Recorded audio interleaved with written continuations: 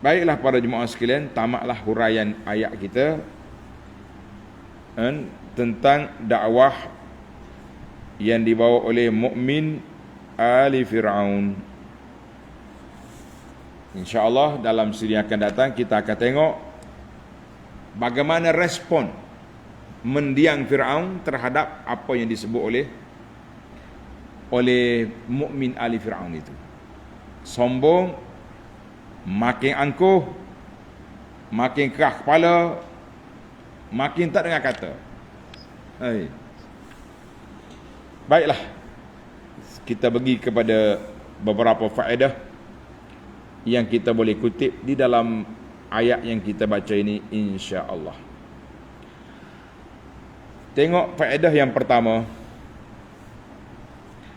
ayat 30, wa qala allazi amana ya qaumi inni akhafu alaikum misla yaumil ahzab. Berkatalah orang yang beriman, wahai kaumku, aku bimbang, aku takut kamu akan dibinasakan oleh Allah Azza wa Jalla. Ayat ini menceritakan sikap pendakwah.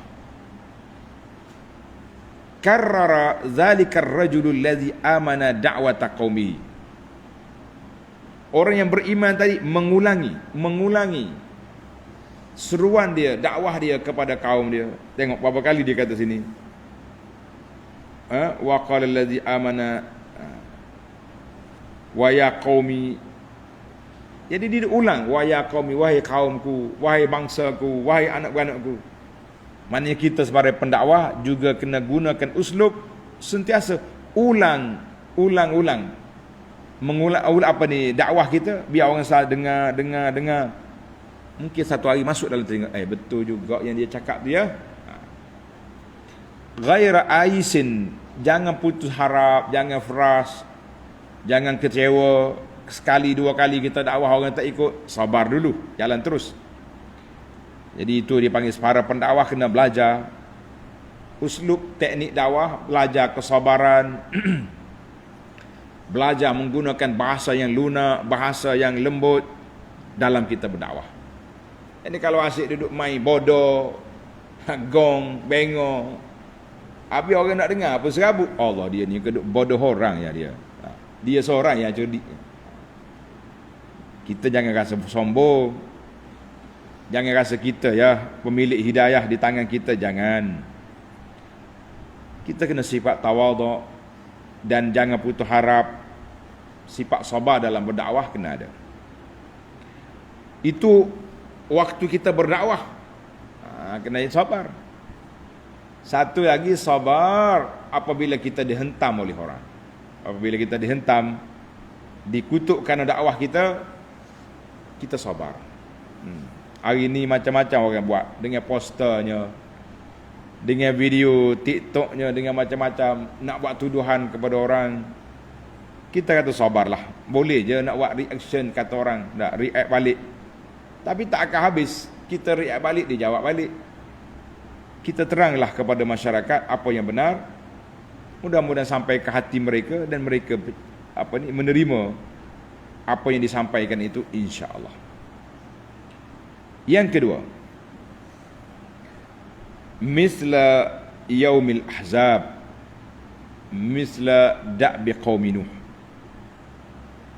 Dia peringatkan, aku bimbang nanti kamu dibinasakan seperti kumpulan-kumpulan yang terlalu.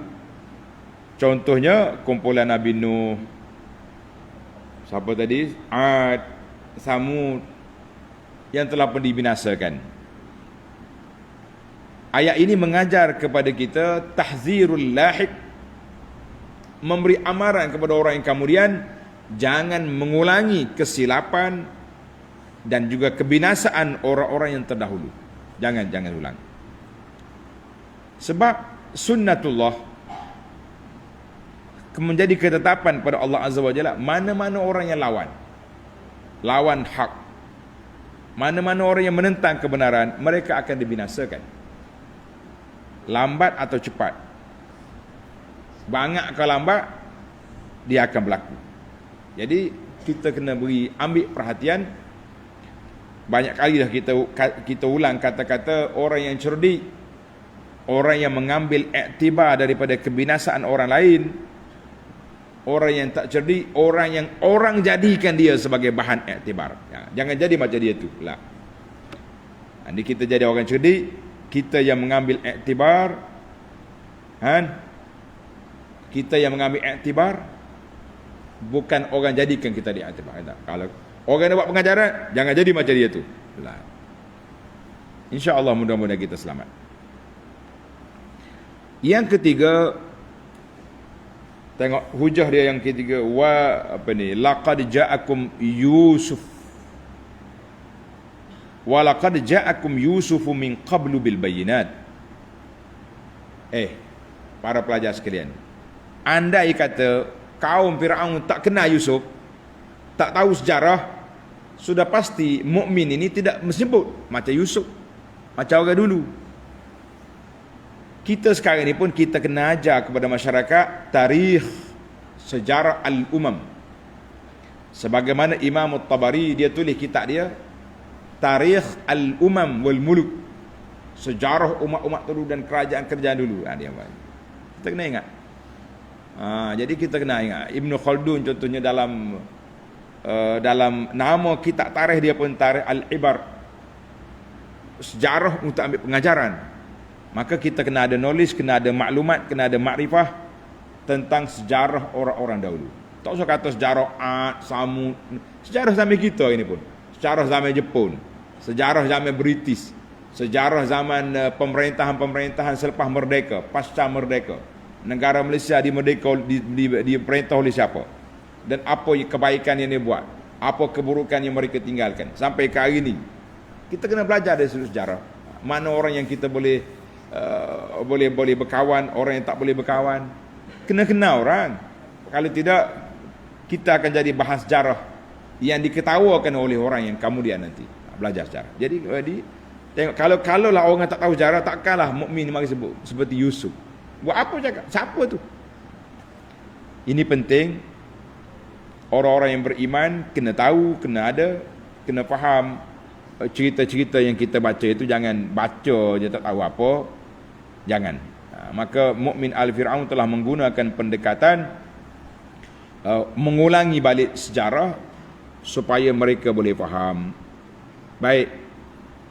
Yang keempat, tengok. Yang keempat, kabura maqtan 'inda Allah wa 'inda allazina amanu. Besar kebencian dan kemurkaan di sisi Allah, hukum Allah di sisi bawaan orang yang beriman. Maknanya kita ni orang beriman, semua benda yang dibenci oleh Allah wajib kita kena benci. Semua perkara yang dibenci, yang dilarang oleh Nabi SAW, kita kena benci. Kadang-kadang kita jadi macam orang panggil liberal sangat. Tak apalah, orang derhaka kepada Allah Ta'ala pun, itu hak asasi lah. Mana kita sebagai seorang beriman mesti ada sifat benci. Kerana itu dalam hadis ingkarul munkar, Nabi sebut 3 darjat. Ingkar munkar. Man ra'a minkum munkaran, sambung apa? Man ra'a minkum munkaran falyughayyirhu.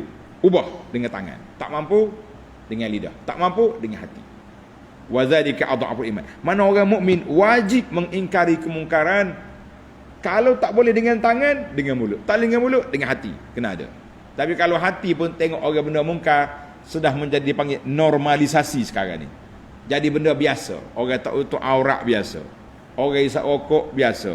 Orang duk maki orang biasa. Buat mari orang pemaki orang, penceramah. Sekarang ni nak pilih penceramah atau pentas, pilih baik-baik. Kalau mari duk kutuk orang, maki orang, tutup mikrofon. Kita panggil buat apa? Bagi duit lagi nak suruh orang mari kutuk orang. Jangan normalisasikan benda-benda yang tidak baik dalam kehidupan kita. Jangan sekali-kali. Maka orang beriman wajib dia kena suka apa yang disukai oleh Allah dengan Rasulnya sallallahu alaihi wasallam, dan kita kena benci apa yang dibenci oleh Allah dan Rasulnya. Yang terakhir, yang kelima, iaitu tengok, pendakwah ni kata apa? Aku bimbang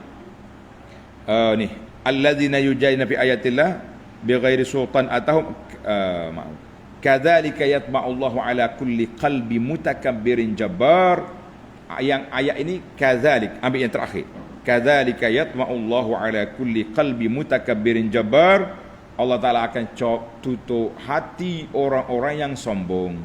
Maka ayat ini para pelajar sekalian, para jemaah sekalian, menjadi kewajipan kepada kita, jangan sekali-kali menjadi manusia angkuh, manusia sombong, manusia keras kepala, tak mau menerima apa yang dibawa oleh Allah, apa yang dibawa oleh Nabi sallallahu alaihi wasallam.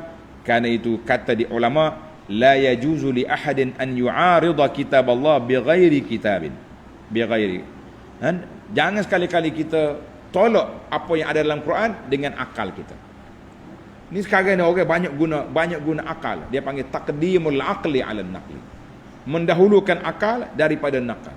Mana mendahulukan akal daripada apa yang disebut oleh Quran, apa yang disebut oleh Nabi sallallahu alaihi wasallam dan dihuraikan oleh para ulama salafus saleh, maka itulah yang terbaik. Tapi kalau kita kata tak boleh ni sebab akal tak boleh terima sebab ni, maka kita kata orang ni telah mentakdim, mendahulukan akal daripada nakli. Maka para ulama salafus saleh, mereka tak akan mendahulukan akal untuk menolak nakal.